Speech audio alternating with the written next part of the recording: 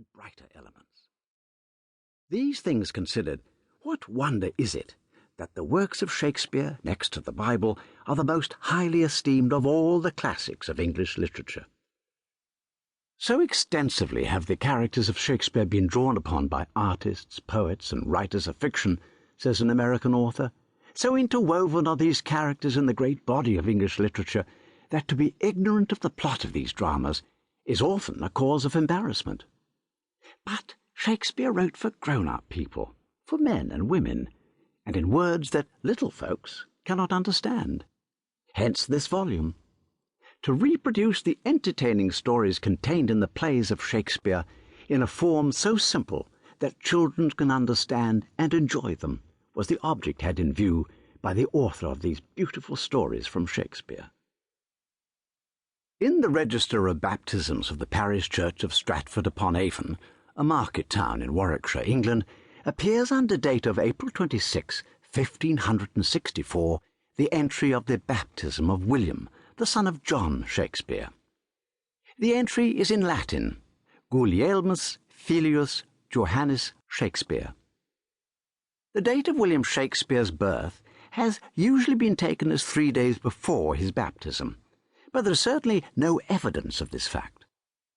The family name was variously spelt, the dramatist himself not always spelling it the same way, while in the baptismal record the name is spelled Shakespeare.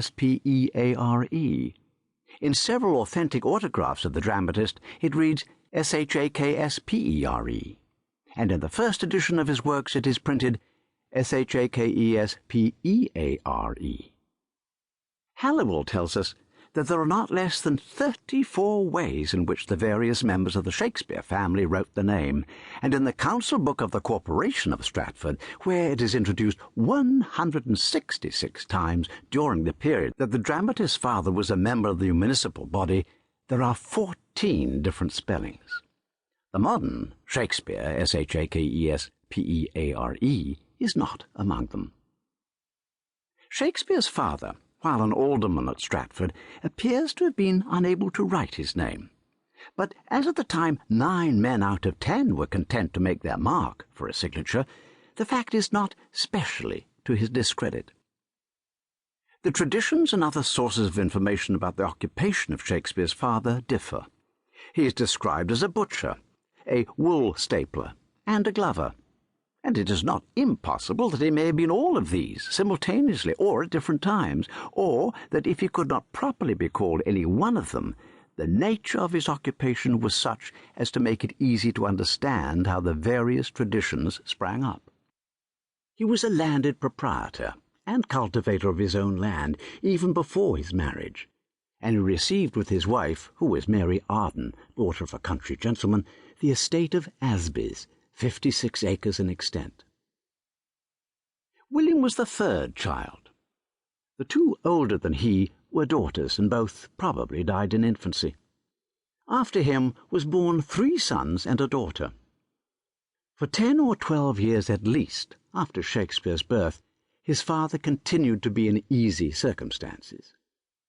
In the year 1568, he was the High Bailiff or Chief Magistrate of Stratford, and for many years afterwards he held the position of alderman, as he had done for 3 years before.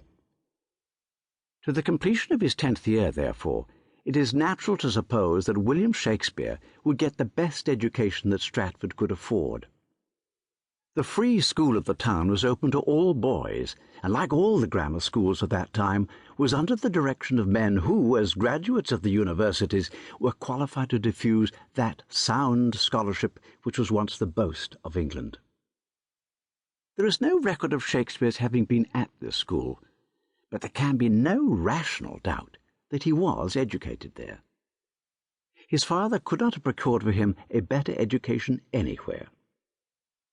To those who have studied Shakespeare's works without being influenced by the old traditional theory that he had received a very narrow education, they abound with evidences that he must have been solidly grounded in the learning, properly so called, was taught in the grammar schools.